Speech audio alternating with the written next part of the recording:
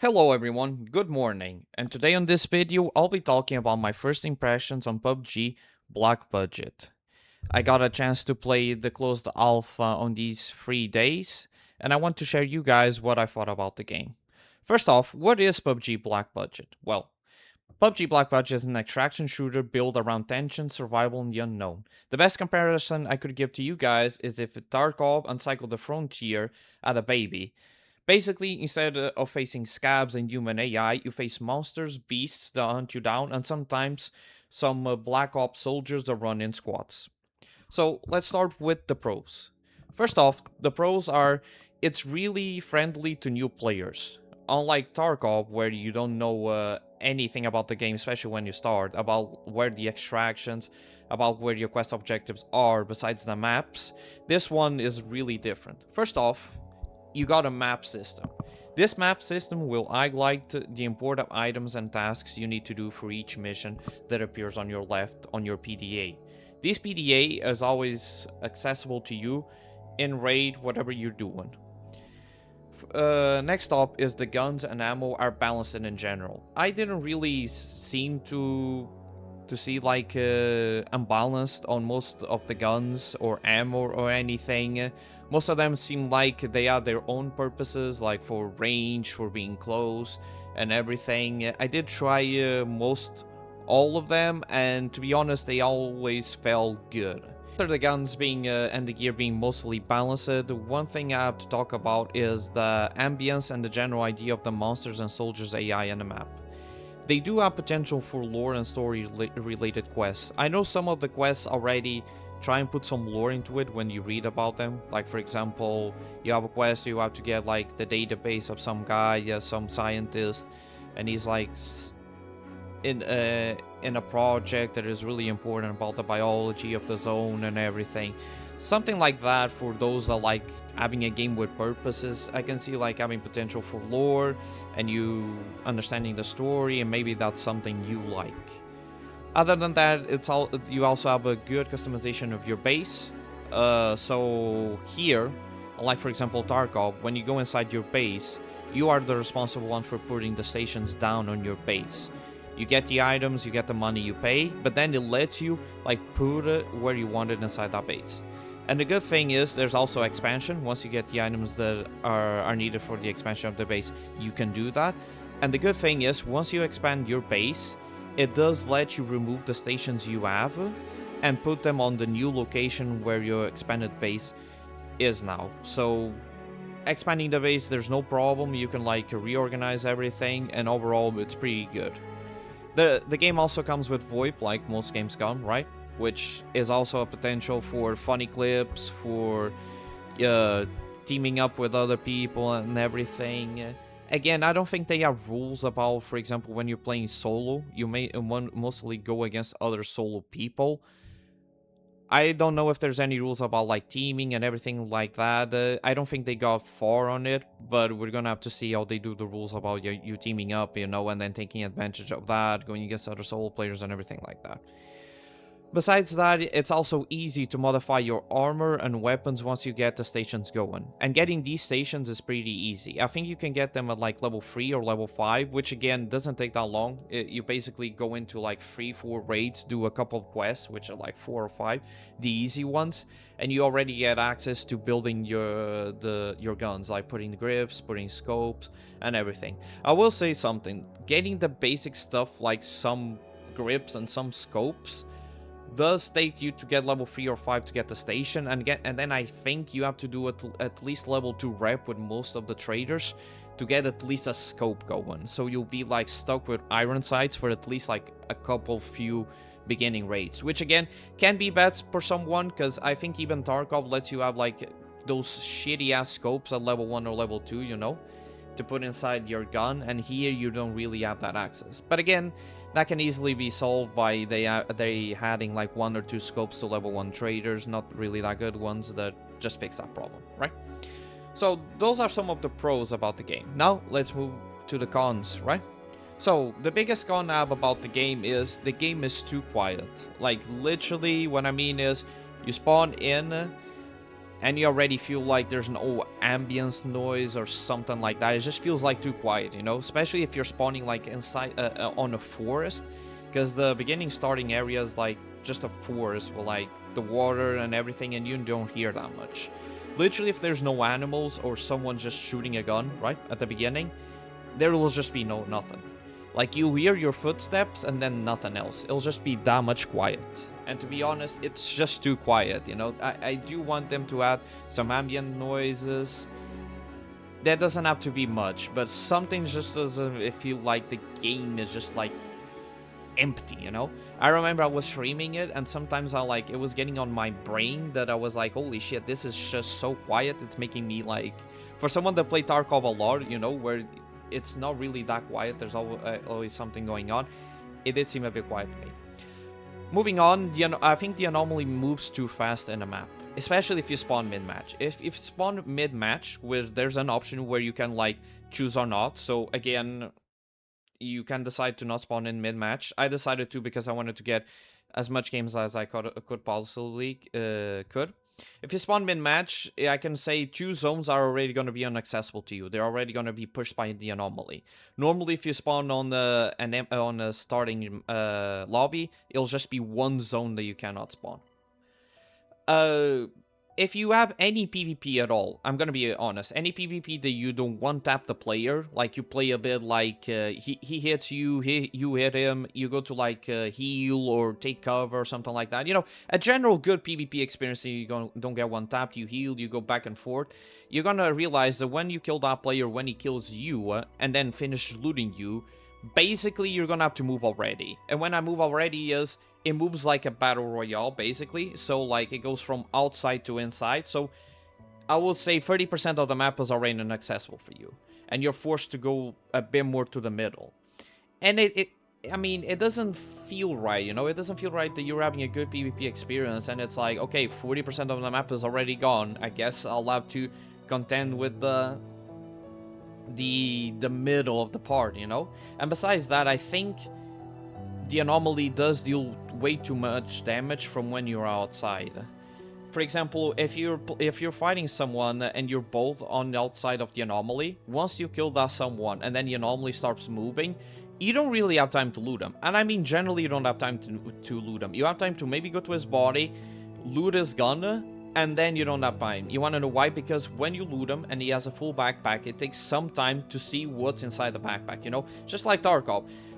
But it does take a long time. If he has a full backpack, you're gonna say like an entire minute there just watching the items of the backpack appear. And the anomaly hurts. And I mean hurts a lot. I'm saying you lose like 5% of your HP almost every tick. Like, you cannot heal through it. It's just not happening. I tried to heal through it one time. It doesn't happen. Like, as soon as you're inside the anomaly, you have like maybe 3-4 seconds to see what else you can pick up from the guy. And you need to sprint already out of it, like, immediately. So I would like to see, like, taking a bit lower, except if you're, like, at the end part in the middle, and it's already the end, then I could see it taking a bit faster and a bit more, right? Alright, other than that, I think I already talked about one of the free loadouts, right? It was a shotgun. So, the free loadout from the shotgun starts you with slugs. What is the problem with this? The problem is most of the free loadouts with the MP5, with the AK-12, starts you with low budget tier ammo, which makes sense, right? It's a free loadout. But the shotgun one doesn't. The shotgun one starts with buckshot, which is the low tier ammo, but it also starts you with slugs. And it doesn't start you with just 6 or 7, it starts you with 30 slugs. And paying attention, to get these slugs normally, you need to be operator level 6. So you already see the problem, right? The problem is most people on the first day were abusing this free loadout of getting the slugs and just destroying players at the beginning. Because this ammo is really good. Like, it can be good for close range and long range. So I would like to see this free loadout starting with just buckshot and take slugs out of it. Just put on a normal trader and the free loadout doesn't get it. Next up, I'm going to talk about really annoying AI, and that's the bugs. And I know a lot of people are going to be like, oh, Michael, but the bugs are easy to deal with, right? You take like a side pistol or your melee weapon and you one-tap them. And normally, yes, that would be the case, but Sometimes, most of these bugs spawn when you're starting the map, so outer area. I don't really see them like inside the big red circle with the high tier and everything. But the problem with these bugs is sometimes they spawn on a squad of bugs, right? A squad of like 4 or even 5, and I'm gonna be honest, the way they move, it's really annoying to deal with. To the point where I would rather deal with all the monsters in the game. Tigers, crocs, whatever, I would. Because you know what? They're easy to hit. The bugs just fly way too much around. Normally, I'm gonna be honest, most people that I've talked about it on Discord don't even want to deal with them. What they do is they go inside the building, they wait for them to de-aggro, and they move on to their lives. Because I'm gonna be honest, sometimes it takes more ammo to deal with a squad of bugs than with just a tiger, where you just with a shotgun or something hit his head and it's done. I feel like they should reduce the amount of these AIs of the bugs and add more tigers or crocs. Especially because there's quests for croc parts and I think tiger parts, and there's no really for bug parts. So having more of the other AI would be fun. Also, in terms of this AI is because they added intelligent AI to the tigers and to the crocs. They actually go into the forest, to the grass, and they like wait to ambush you. So it just seems like a waste for me that you put so much like work into the tigers and the crocs being intelligent, and then all I see around the map mostly are just like flying bugs, you know, that don't have any like intelligence. They just run after you, they sting you, and they keep doing it until you go inside a building or deal with them, basically. But that's just an opinion of me. Next off, I want to talk about the weight of your character. I would like to see the weight of your character not be this low in terms of you getting overweight. Why do I say about this? At the beginning of the game, it's not too bad once you have like the standard builds. But once you get like medium game, I'm not even talking about late game. Once you talk about medium game and you get like that tier 5 armor, right? That big backpack and some gun with attachments, you're gonna feel like you're fine. But once you kill a player that looks a bit like you, and you grab his gun and his armor, you're already overweight. Like, I'm telling you, you don't have any extra loot. You picked up his armor and his armor rig, and you're already overweight. Again, this is a thing that I never liked about Tarkov, because you want to feel like motivated to PvP, to kill other players, right? And this overweight system, it's not as bad as Tarkov, where if you just loot a player on Tarkov, you're already overweight, and if you don't like strength, it's already bad, right? Here it's not too bad, because what is the difference? Here you still regen stamina, even if you're overweight, and you just move slower and regen the stamina a bit slower. But again, if I'm overweight and I need to engage on a PvP, I don't need to drop anything. I can still do the PvP. I'll be a bit slower if I want to run away and reposition, but again, I'm still fine. I'll still aim the gun normally and do everything normally. I'll just be a bit slower, and that's good. But I would like to see the numbers going a bit higher till you're overweight. Besides that, what the nerfs you get about the movement and everything, they're completely fine. One more thing is, I would like to give an opinion, and that is, when you loot someone or you find backpacks and bricks, I would like them to have an option to roll in. If you don't know, I'm talking about a feature in Arena Breakout, where if the rig and the backpack is empty, it has to be empty, no loot. You can, like, for example, the backpack is normally a 3x3 or a 4x4, but if you roll in, it becomes like a 2x2 or something like that.